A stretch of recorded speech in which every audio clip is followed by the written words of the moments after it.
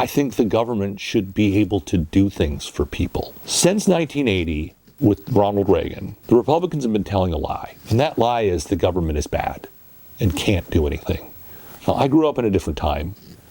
I was born in 1968, and John Kennedy had said, we're going to put man on the moon. And we did it 8 years later. This country invented and then deployed the internet around the world. And by the way, the government helped kick that off. So the government absolutely can do things. The Republicans like to lard these things down with regulations and requirements. And then everybody hates the programs. And the Republicans come back and say, see, look, this government's all terrible. That was the plan. The plan was to make you believe government can't do it. It's been the plan since the 80s, and it's past time for somebody to say, no, we can. You dipshits just don't want to. John Duresky is a retired Air Force veteran, a dad, and Tri-Cities resident. He's running for Congress to represent Washington State's 4th Congressional District, attempting to turn a district that has voted Republican for 30 years. This upcoming primary election is a jungle election, which means only 2 names will end up on the final ballot, regardless of party affiliation. Duresky is a critic of the Democratic establishment, but is running as a Democrat with hopes of changing the party from within. He prides himself on being a grassroots candidate. He signed the Take Back Congress pledge, vowing to fight for reforms that will push corruption out of politics and doesn't take AIPAC money. We sat down with him for a wide-ranging interview that covered his political beliefs, policies, and how he seeks to improve the district. Here's our full interview with congressional candidate John Duresky.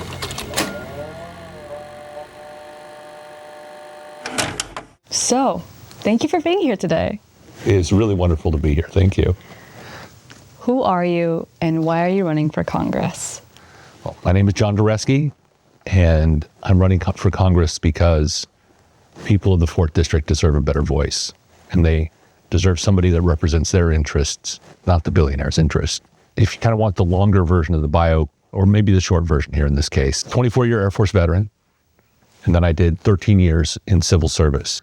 The fork in the road email from Elon Musk came to my desk. We said no to the first one, but then there was another email with more structure, and I said, well, okay, we're going to take that early retirement. And the next day I was listening to a Bulwark podcast. I'm listening to Sarah Longwell talk about this wave election that's coming, because I believe, and I say this on the campaign trail all the time, the Democrats are going to win a lot of seats this fall, just because of how poorly the Republicans performed. But I'm listening to the podcast, and she says something that kind of changed my life. She said, this next election is going to be driven by the kind of people that see how crazy things are, and they have to get off the sidelines. And I kind of realized, it struck me, I was like, she was talking to me. And so I talked to the local Democrats, and next thing you know, I'm a congressional candidate. Very quickly, it sounds like, I'm curious, why take early retirement, and why then? Why that second email? That's funny. Nobody's asked me that question. It was really hard serving in the government and watching President Trump and the Trump administration just tear the government apart. And working in that situation, working for a person who's the antithesis of my values, was not something that I could do. And so when they gave me that opportunity, I just took it. I didn't take it with the intent to run for Congress, for sure. That was not part of the deal. I've got a fishing boat. I wanted to go fishing. And instead of fishing, you're running. And instead of fishing, I'm definitely running. That's right. That's right. We met you during a protest this January. What called you out there to be among the people of the Tri-Cities that day? Well, we love the No Kings protest and Indivisible. We just love them. And I would be at those No Kings protests regardless of whether I was campaigning or not. But I remember leaving the first No Kings protest that I went to, and I think I got choked up a little bit. Literally, the right to assembly is written into the First Amendment to the Constitution. And so I'm always called out to go to any of those things. It's very easy to find people that are looking to vote for something different. It's very easy to find Democrats there. And one of the things I hear at those events all the time is, yeah, I've been a Republican for decades, but I'm out. I meet a lot of people there who are ideologically aligned and ready for something different in their politics, for sure. The Democratic Party is taking a lot of criticism in every direction, especially from within. What does being a Democrat mean to you, and why did you decide to run under that label? It's funny, this has been This has been such a big topic lately, and you could put a quarter in the machine, and I would just go. I grew up a Democrat, but the Democrats have lost their way, and there's just no doubt about that.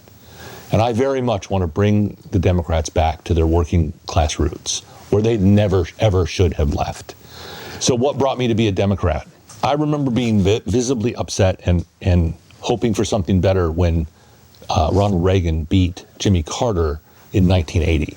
I was 12, and that sort of was where my politics started. But, I spent my whole life in very conservative areas, in very conservative workplaces, and I spent a lot of time around conservatives. The messaging people talk a lot about values. And my values are, I think the government should be able to do things for people. And the perfect example of this is our medical care system, our health care. The Republicans have fought health care reform every step of the way. Why do you think that is? Nobody ever asked me that question either. I mean, that's a funny question because, strictly speaking, X's and O's, it really opens enough opportunity for the Democrats.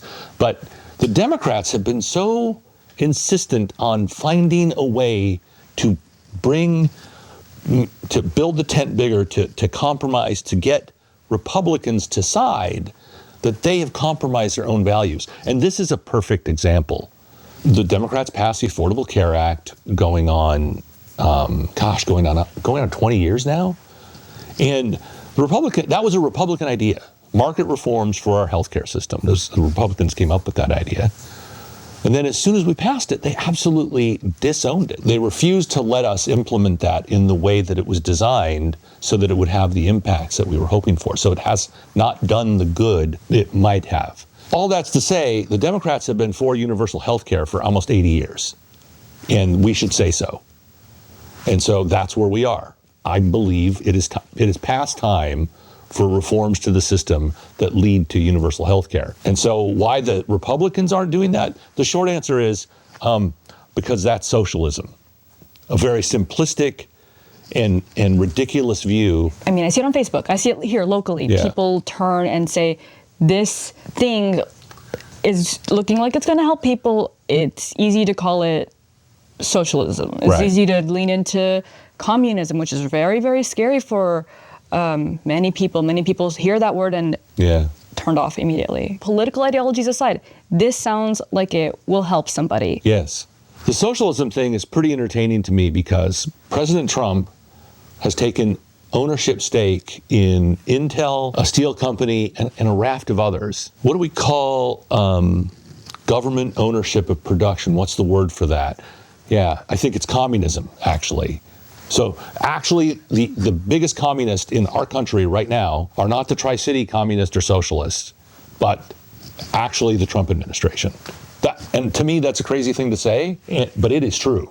And that's just, I guess I'm on video saying it, so there you have it. But I want to tell you just a little story about this. So I was at a candidate forum up in Okanagan County, and I was with Jared Sessler and Devin Pori, the independent candidate, and one of the guys in the audience got up and started talking about his health care for his child cost $1.2 million.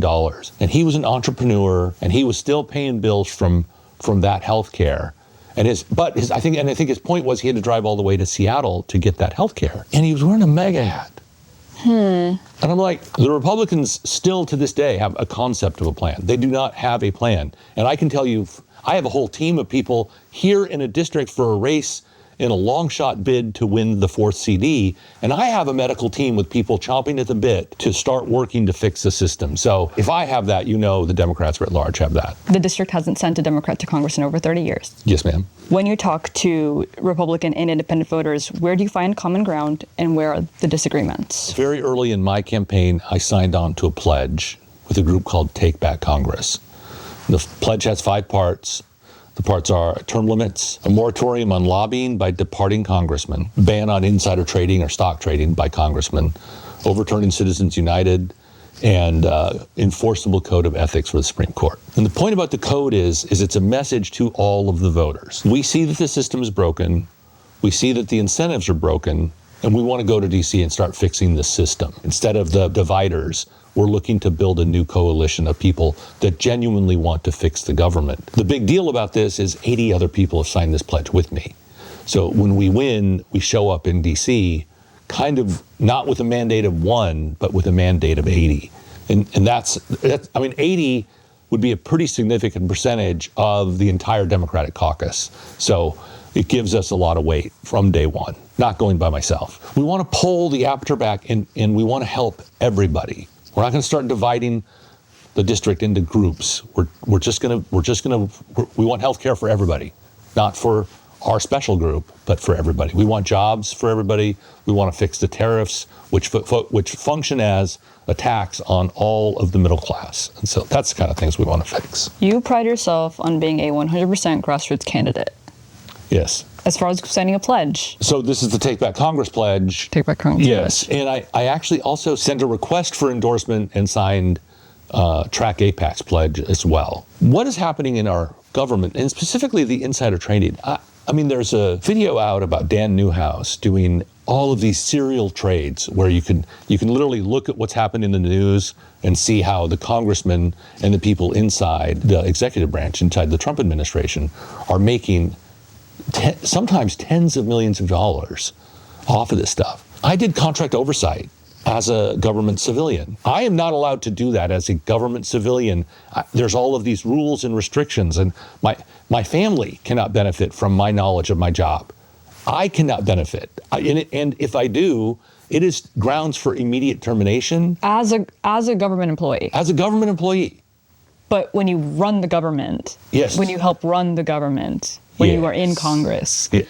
Everything changes. The congressmen and the Supreme Court and the executive branch, they are violating the law, the clear black and white law, every day. And the worst thing about it is, as the government civilians, they are afraid now to do a whistleblower complaint or anything like that, because they'll just get fired. The structure of our government has so broken down that we don't even have like normal protections and normal oversight of any of this. We'll shut the government down to stop congressmen from trading on what they are learning from doing their job.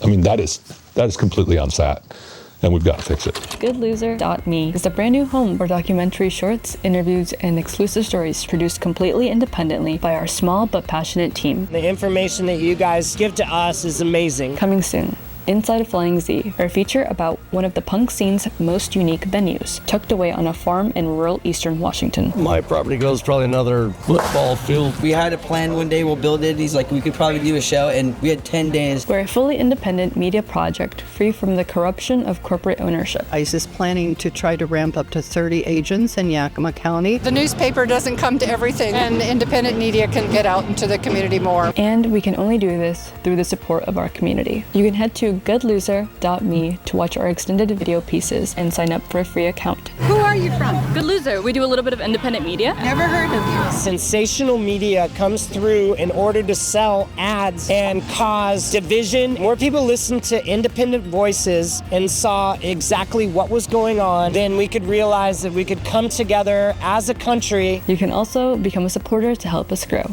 So head to goodloser.me today. We can't wait for you to see what we've been cooking up. Let's talk about policies. Policies, yes ma'am. Farmers have been hammered with tariffs. You want to remove harmful tariffs that hurt farmers and raise prices for consumers. What does that look like in practice? Who do you have to convince, and how long does that realistically take? Quite literally, day one, we get to Congress and we can vote to take tariff power away. The executive branch should never, ever have had the ability to do this. One thing that I will vote for policy-wise all the time is, if you find an emergency power somewhere in the Constitution that is given over to the president, I really think we need to fix those kinds of things. No more emergency, open-ended powers that go to the presidency. There's a whole bunch of people in America, a whole bunch of people that have built businesses. I read a couple of stories when I started. There was a guy that was doing independent board games. And sometimes they would make, bespoke games for one-off that people would request specific games. And they could import the parts for so cheap that they could do that. And those kind of businesses have gone out of business. They've just gone away. Trump waved his magic tariff wand and just destroyed jobs. And it was the kind of jobs that Republicans always talk about being so important. They were entrepreneurial jobs for small business owners. And so I think we got a lot of support to end the tariff regime on day one. How long would something like that take? Could be done very quickly if we have the political will and depending on the direction of the country. You've talked about reforming the tax code to make it fairer. Yes. How do you make sure tax reform helps farmers instead of hurting them? The tax code should value labor as much as it values capital. Our tax code right now is tilted so strongly in favor of wealth. Last year, when I filed my taxes, I paid interest income. I have a couple of CDs, and that just got added to my gross income, and I paid regular taxes on it. Billionaires and millionaires have a carried interest exemption, and they hide that income via their tax accounting from the rest of it. And it's really just interest. It's just income. The truth is these small farmers have been squeezed out by the big ones to begin with. The tax code is very favorable to the larger landowners. I think it's time to fix that. The tax code should treat everybody the same. So the tax code should also treat small farm owners the same? Yes. We have income tax at least at the federal level. We need less categories of income, and we just need to tax income. Stop making categories and everything else and just tax people based on what they've gained from their business. That's it. I don't like regressive taxes of any kind. And the gas tax here in Washington, very regressive. It's a democratic state. I'm a federal person, so I want to be very careful here. That's the state wants to do that. They can do that, but it's regressive, and it's just hurting people. Tell me what a regressive tax is. A tax that impacts lower income people much more than higher income people. So gas tax is a great example. We probably paid, let's just spitball and say I paid $1,000 in gas tax last year. Well, let's just say that's 1% of my total salary.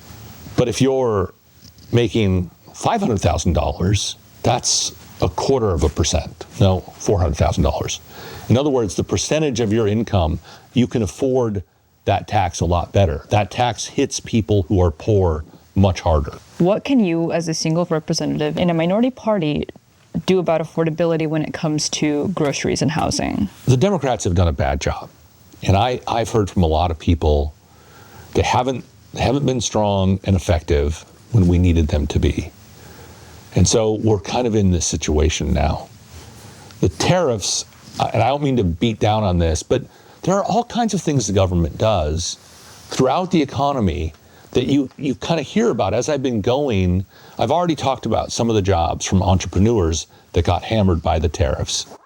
We know that our export markets for many of our agricultural products are being hurt by the tariffs. We know that the input costs, and again, all of that leads to jobs going away and grocery prices going up. But the Trump administration has also done things like cut minority funding in the Small Business Administration.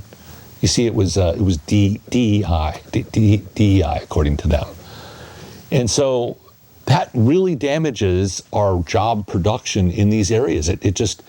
We have a system that was helping people and giving people a hand up, and we haven't done a good job of defining that to the taxpayers and then making it count. But lowering grocery prices is a long slog, right? We've got to do what we can, but getting everybody good jobs is probably the first step. And how you do that is you get the government out of the way, and you make sure that we have a stable business environment, and you, where you can, you help encourage investment in all sectors of the economy. When it comes to affordability, you would say raising the average income of people would be the best place to start. Yeah, absolutely. If you're working full time, that job you should be able to live off of it. And there's other things we need to do, by the way, about housing. The one thing I would like, and I don't even know how effective these programs are, but at least in the past, we used to have low income loans or even, like programs to help first time home buyers get into homes. The government used to do stuff like that. The Republican instinct here is to have a program, but then make sure that there's profit motivation within that program. Since 1980, and with Ronald Reagan, the Republicans have been telling a lie. And that lie is the government is bad and can't do anything. Now, I grew up in a different time. I was born in 1968, and John Kennedy had said, we're going to put man on the moon. And we did it 8 years later. This country invented and then deployed the internet around the world. And by the way, the government helped kick that off. So the government absolutely can do things. The Republicans like to lard these things down with regulations and requirements, and then then everybody hates the programs, and they all complain about the programs, and then the government doesn't work right, and the Republicans come back and say, see, look, this government's all terrible. And I think we can fix that. I think it's time to start sending people to Congress that want to make government work for the people. That's why I'm a Democrat. That's why I'm here. People go as far as to say we should abolish the government. We shouldn't have anybody there. Right. It's difficult because I want to believe that it's possible to have a government that cares about you and cares about your access to healthcare, housing, groceries. I want to believe that that is possible, but a lot of people don't.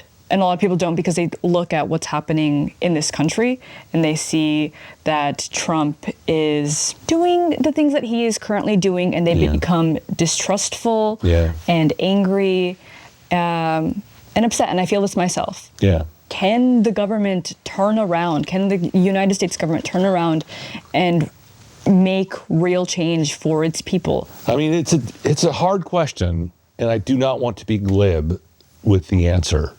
But the stakes are too high. And I'll give you an example. Social Security is one of the greatest retirement programs ever. And there are lots of Americans that are on disability Social Security, I might add. And the program has low administrative costs. It's incredibly effective. Something like 40% of the people on Social Security depend on it's their sole source of income. So what's that tell you? Well, it tells you that we do not have a choice but to fix this government. We need these things to work. Healthcare. A large percentage of citizens in those rural areas are on Medicaid and or Medicare. I mean, and when I say large percentage, I mean like past 70%. So if we don't fix the reimbursement rates for Medicaid and Medicare, the rural hospitals don't stay open.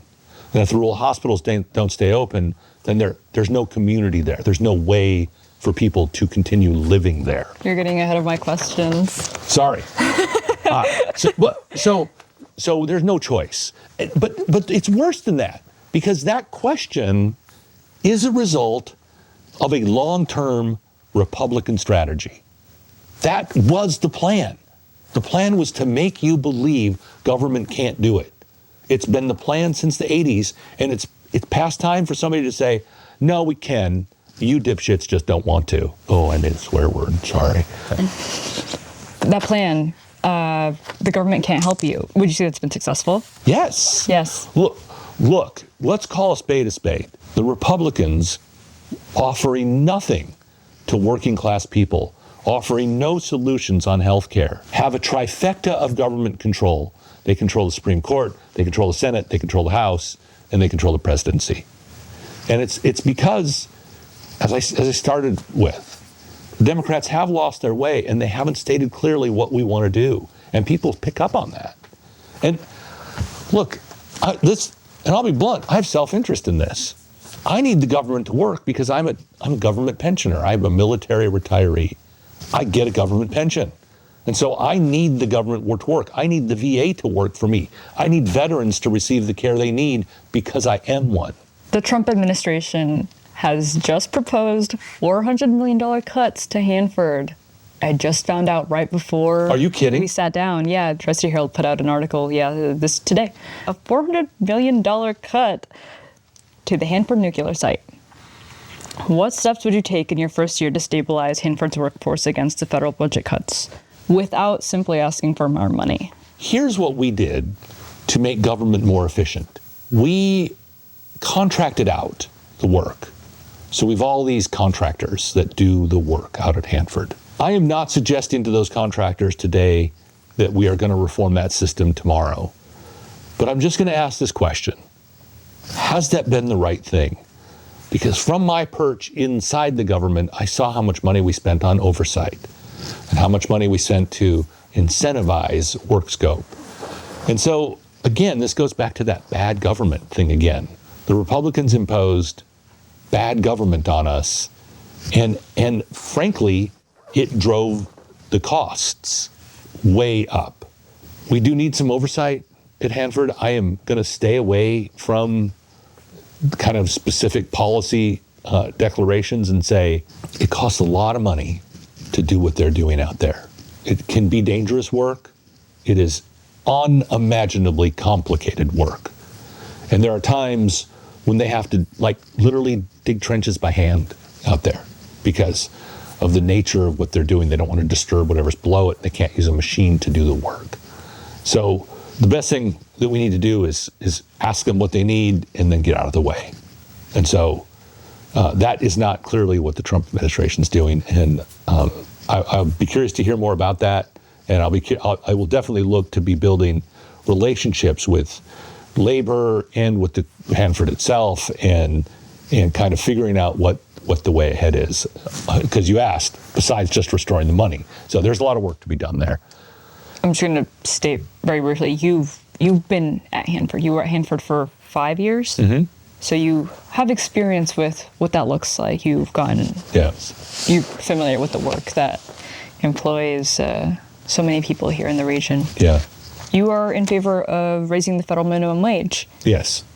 Central Washington has a mixture of agriculture, federal employment, and small business. How would a small business here, in comparison to a large corporation like on the west side of the state, how would you make it so that everyone here can make a living without running small businesses out of town? Yeah, this comes up. The academic research on the impact of raising minimum wage is muddled. It seems like to me that everybody is looking to get the answer that they want. They're almost starting with the answer that they want and determining that outcome through their research. Oh, it's a long way of saying you have to pay people a living wage. I don't know what that wage is, but if the market is somehow paying people less than a living wage, then the market has failed. And if the market is failing, the last resort for a market failure is the government and the minimum wage. So ideally, I would set the minimum wage to not cause that kind of problem that you're talking about, and then let the market, but the market isn't working. And so I've talked to a lot of people, libertarians in the federal government, very common. Don't mess with the free market. The market does it. The market takes care of it, but it doesn't. 14 rural hospitals in Washington are at risk of closure due to proposed federal Medicaid cuts and financial strain, with many of them in central Washington. What specific policies will you enact to ensure our communities have the high-quality health care they deserve? The big, beautiful bill did a whole bunch of things. And one of them is it put some work requirements on some Medicaid people. And we know that work requirements cost more to implement than they gain.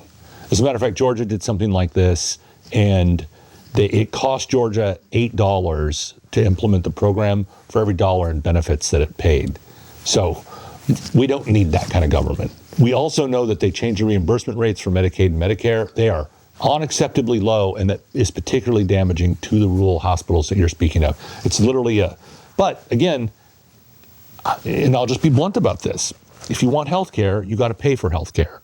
And so a small change in the Medicaid and Medicare health tax that everybody pays on their payroll would probably help as well. Yeah, I guess a tax increase in that area would be necessary, may be necessary. Again, we need immediate fixes because we need to keep the hospitals open. So there's just no option about that. The other thing is the subsidies for the Affordable Care Act premiums. And this is what caused independent entrepreneurs to see their premiums double and triple. And I have friends, and I've heard the stories. We're talking about people that have paid $5,000, to $10,000 more a year for their healthcare premiums. And most normal people can't afford that in their budget. You support moving towards universal care. 100%. Healthcare helps everybody. There's nobody in the district that is outside of getting good healthcare, and the hospitals and every place else. The problem is there's kind of an oxymoron buried in all of this. The government is performing so badly right now under Trump that we would have to find some way to protect the system from a future president like that. It's weird to turn this back into an anti-Trump screed, but the fact is you wouldn't want your universal health care to go through a President Trump when he can just fire people and make changes to policy and do what he's doing. So it's just the richest country in the world, and we have been for decades. We chose this. We chose people to have medical bankruptcy. We chose people to have to choose between buying their medicine or buying groceries. And I think it's time to make a different choice. And I'll defend that anywhere, anytime. Why do you think people would vote against this if it did raise taxes? I know people are... Why would they vote against universal health care? Why would they vote against universal health care when it would benefit them? I'm not going to lecture people on voting against their own self-interest. I'm going to repeat what I've already said. They've been lied to. I was listening to a podcast a while back called Focus Group. And the person was interviewing somebody, and they were on disability benefits, and they were on SNAP benefits. And they were so happy to vote for Trump because of his stand against trans people. And look, I'm going to take a risk here in even bringing that up. There is danger here because of how effectively the Trump administration has used that issue to hurt people that his constituency doesn't like. And I can't believe that's where our government is. But if I'm not clear in this statement, let me just say, I stand with everyone's freedoms to live in their most authentic self. I stand with your freedom of speech. I stand with your freedom of religion. And I stand with trans people who want to live as trans people. And I do not understand how the Republicans have so used that issue, an issue of a 1%, less than 1% of Americans, to absolutely destroy the faith in government, destroy our government services, destroy the administrative capacity of the government. And it is shocking to me that we have to continue having this conversation when it is obvious that we need more help in this healthcare area. We spend the most money in like the developed nations, and we get some of the worst healthcare outcomes. Time to do something different. You spent 37 years in public service and the Air Force and civil service. Yeah. As somebody who has used the VA, what are your frustrations with the system, and how would you help fix them so that veterans can get the care and benefits they deserve? A lot of people love the VA healthcare system, actually. A lot of people that are in it, they are generally pretty satisfied. The compensation part that deals with claims and the other part, that part's terrible, and I would love to see that part reformed in a very specific way. It makes the whole process more transparent and easier to file. It's very complicated and convoluted the way it works now. Do you think that's on purpose? It's very much, that was my next line. It's very much on purpose, intentional. And if a veteran comes to the VA and says, hey, the law says that I have this disability and that I should be compensated for it, that really should be the end of the conversation. And the Veterans Affairs should not be looking for a way to deny them that payment. What do you get when you deny a veteran? Well, you don't have to pay him.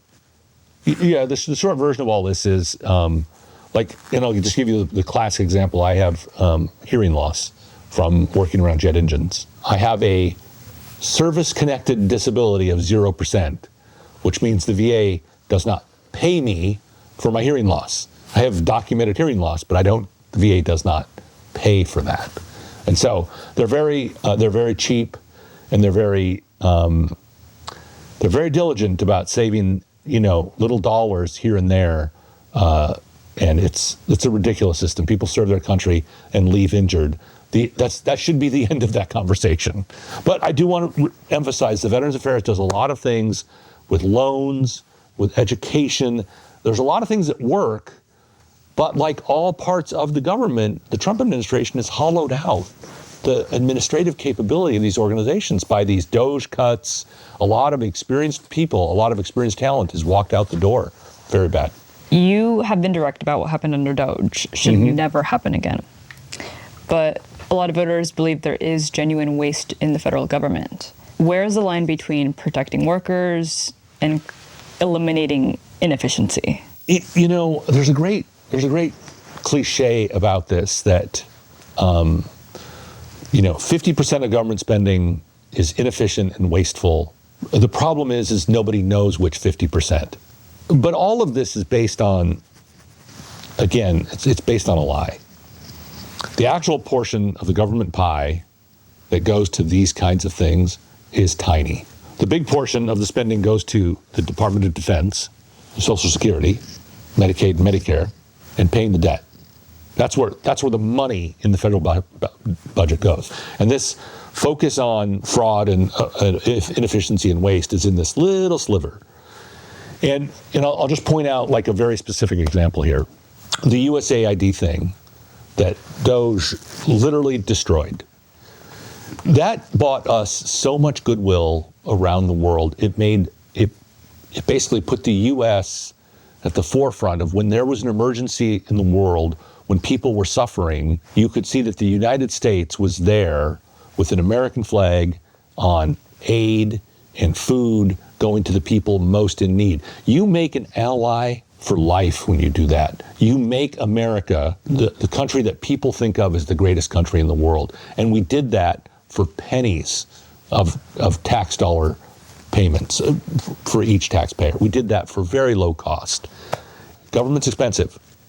It just is. And as soon as you go to cut any part of it, there's a giant constituent that steps up and says, oh, no, not that part. I didn't mean that part. I meant some other government waste that someone else is talking about. You see that every time the blade comes out to start cutting things away, there's a radical constituency that is like, no, we can't do that. You want to really cut government? We can start with reducing the number of generals in the military. That's where I'd start. The military. Yeah, I said that. Yeah. I had 24 years. Every general has to build his own empire. And so every general has to have a staff, and he has to have a mission, and he has to be able to claim that he has so many dollars under his command and so many assets. And so every time you make a new general, you make a whole new constituency of taxpayer spending. And then you have a whole bunch of spending that goes into the military that's dedicated to giant programs that have not kept pace with where the military is. I would absolutely love to be on the Armed Services Committee someday and would love to make a mess. These people are all so much smarter than you're expecting, though, and you already know they're smart when you go in and you meet them, and then you meet them and you're like, oh my God, I need more. Because they're going to tell you until the cows come home that they've got to have this program and that program. But you're talking about generals. Generals in the military and the big budget, big dollar. If you want to find a place to start cutting spending in America, you want to start on a place that we could reduce the budget, that's where I'd start. Yeah, I said that. People don't like to hear that. People don't like hearing cutting money from the military. Fair. And I'm not saying that we don't need a strong military. We absolutely do need a strong military. What we need is real combat power, not staff and generals. The American way of fighting is very expensive. But when you look around the world, America is still the only country that has a supercarrier at all. Like our class of aircraft carriers. An aircraft carrier and a strategic bomber and a ballistic submarine do not defend America. They project force into the world. I think it's time to start asking our leaders, what are you doing with that stuff? Is that really protecting us? When you ask these questions, when you question the military of the most powerful country on the planet, do you expect there to be a welcome mat on the other side of that? I spent 24 years in the Air Force. I support a strong military, but supporting a strong military and saying, you want to find a place in our budget where there might be a little extra. And let me be very specific. The Trump administration, God, I hate to keep on coming back to that. They started something called Space Force. And I don't know how to put this, and I'm sorry to all of the people in Space Force right now for saying this. When I say we need less generals, that's what I mean. We don't need a whole separate service for space. We don't need a whole separate service. I don't know if cyber broke off yet or not. They were talking about making a whole cyber service as well. Every time you make a whole new service. Is that internet? Yes. Internet. Yeah. Okay. Yeah, I'm a former cyber security officer in the Air Force. That was my actual job. That's what I talk about making generals. We need soldiers. Well, we need combat power. If you told me you wanted to cut a bunch of generals and make the 84th Airborne bigger, I would be like, yep, that's a good idea. We should do that. If you wanted to tell me that we were going to put, 10,000 drone pilots out tomorrow and get them trained on how to deploy small drone forces, I would be all about that. I would say that's money we need to spend tomorrow. When I say the military needs to be reformed, it needs to end its long-time love affair with gigantic, expensive weapons programs that are out of date to where the wars are going today. We went out to some No King's Day protests. Yeah. And something I heard often was fear for neighbors, fear for not only Hispanic population, every immigrant community. Yeah. How would you work to protect families and those people that are most vulnerable in our communities? Yeah, look, I mean, the Democrats are actually doing a pretty good job right now of standing and fighting against ICE in Congress right now. The fact that people who swear an oath to the Constitution to serve our country would be doing what they're doing in ICE is I don't understand. And on day one, we're going to look to hold people accountable. What does accountability look like right now? Who are you holding accountable? The leadership of Department of Homeland Security. Let's start there. And Kristi Noem's already been sent packing, and not a day too soon. Everyone in the leadership chain was not listening to one of my normal podcasts, like a news story about a guy that was doing legal work for training ICE agents on the legal standards. And they basically made it so that it was 1 day of training. The Trump administration has broken ICE front to back. The Congress needs to pass a law very much clarifying what their role in our society is and restricting their role. Immigrants are a crucial part of our community and our economy. Anybody that says anything else, they're not upholding American values. They're not standing up for what has traditionally made this the shining city on the hill, the beacon to the rest of the world. I'm a fifth generation immigrant myself. My family came over from Poland in the 1800s. Almost everybody here is an immigrant of some kind, and I just don't get it. The Statue of Liberty has a poem on it. I actually did a video myself about this a while back because we happened to be on Staten Island taking the ferry right by the Statue of Liberty. That's the country I grew up in, is that country that says, give us your poor and your huddled masses. So people who've been working here for 5 years, decade, and contributing to our community, they deserve a legal path. They deserve legal status in this country, and it's far past time. Stop exploiting people because of their legal status, and then find a way to get them either citizenship or a green card or whatever the legal status that they want. We need to do something to fix that system, and to not do so is un-American. Let's chat about your opponents. Oh. Matt Behnke, Amanda McKinney, Jared Sessler, they all have some recognition and credibility. Mm-hmm. What is the strongest case against voting for you, and how do you answer that? What is the strongest case against voting for me? Did I hear that question right? Yes. Can I comment the way people comment on my social media? Sure. I get called a libtard every day on social media. I would not normally use that word, but no. That is what I get called every day. The strongest case against me, the single point case against me as a candidate, is that I went out and put a D behind my name. I have a D in front of my name, Duresky, and apparently now there's a D after my name. That's the whole case. That's all they got. Just that label that you're running under. That's it. They don't point out any specific policies. Well, we're not that far along yet. The fun thing about the election right now is that we've got two MAGA candidates, and then we've got Matt Behnke, who wants to be a moderate, and we get to let them fight it out. And frankly, I don't really have too much to say about them. Let them Let them fight. Let them fight. Yeah. Amanda McKinney and Jared Sessler are both competing over who has the best Trump endorsement. And so that's a fight they can have. Great point. And that's something that I've been trying to understand. Do you think having a Trump endorsement, do you think that could be something that people will repel voters? I think I get a vote every time one of those people puts out their Trump endorsed sign. I don't know how much more incompetence I have to point out from the Trump administration, but this Iran war is Exhibit A. The tariffs are Exhibit B. I mean, the immigration is Exhibit C. I mean, the list goes. It just goes all the way down. Steve Bannon once said that his political strategy was to flood the zone with shit. They're still doing it. So, you're elected. Yes. And serve a full term. What changes have been made? What does Yakima look like? What does the Tri-Cities look like? What is different because you, John Duresky, were in Congress? I think we can get the ban on insider trading by congressmen. I think we can do that fast. I think we can start an immediate break on the worst excesses of the Trump administration. So we can start getting tariffs going back. We can maybe start kind of around the edges fixing some of the healthcare stuff. So right away, I think within 2 years, we can hopefully get some of those reforms that Congress needs really bad. And I think the ban on lobbying is not a hard reach. For some reason, congressmen are really averse to term limits. I'm 57. I've got a fishing boat. And I really do not want to still be in D.C. flying back and forth to D.C. to Tri-Cities for 20 more years.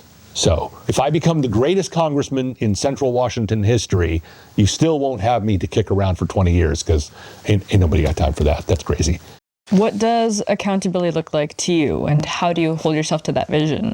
There's a couple of things. One, I've lived under my oath to the Constitution, as I've talked about already, for 37 years. And this is just a continuation of that service. The other thing that I would tell you is that this is hard.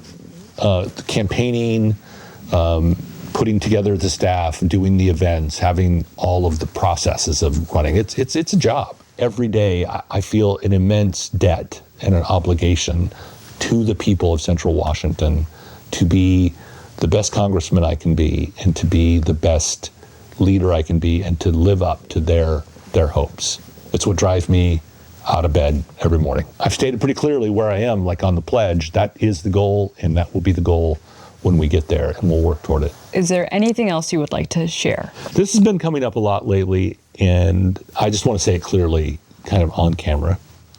I don't like the two-party system of government that we have. And I'm actually going to do some research, and I might make a video myself about why we keep saying that. Why does government power, why does political power flow through the two-party system?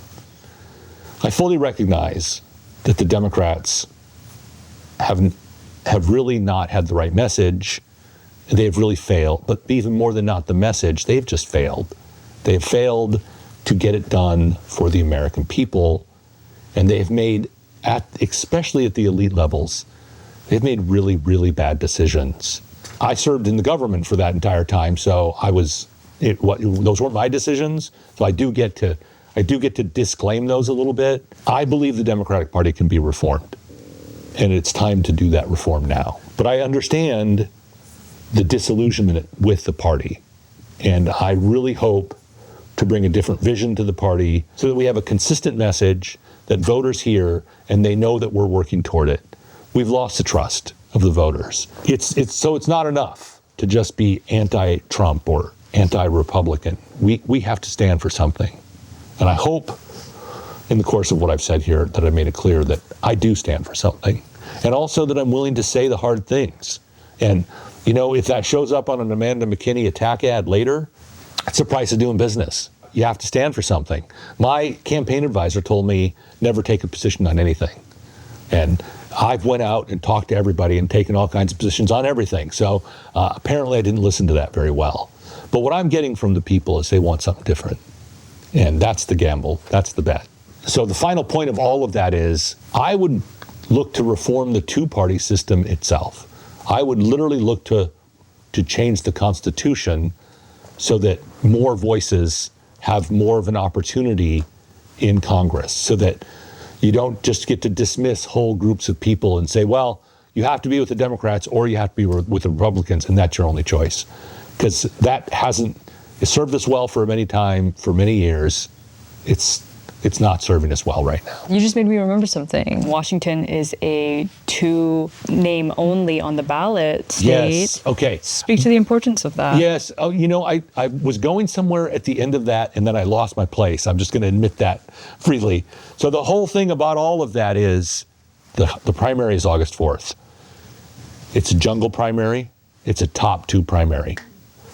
So we've talked about the field. It's large. There's going to be 7 or 8 candidates on it. One of those candidates will have been endorsed by the county party organizations throughout the district, and that candidate will be me.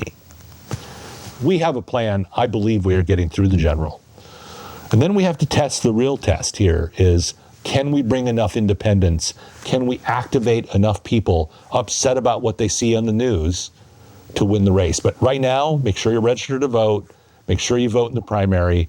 And then the other thing you have to do is please visit the website. Please visit my social media. I'm on all the social media. Follow, subscribe. Every little bit helps. Only 2 will make it. Yes, to the end. two get through the jungle primary is 2 get through the primary. That's right. Yeah. Everybody understands that, right? I did not understand that. Upon doing research for this interview is when I realized Washington was a 2 people. So it's called a jungle primary? Jungle primary. Take Texas. They had the big thing between Telrico and Jasmine Crockett. Yeah. Right? That was a Democratic Party right. primary. Those 2 Democrats against each other. And there was a Republican primary. And then in the general, those will meet. Not in Washington. Not in Washington. That's why last time there wasn't a Democrat on the general election. There's no way for a Democrat to win. We're looking to change that this time for sure. The top 2 vote getters go to the general. That's the story. So August 4th. A lot to do between now and then for me.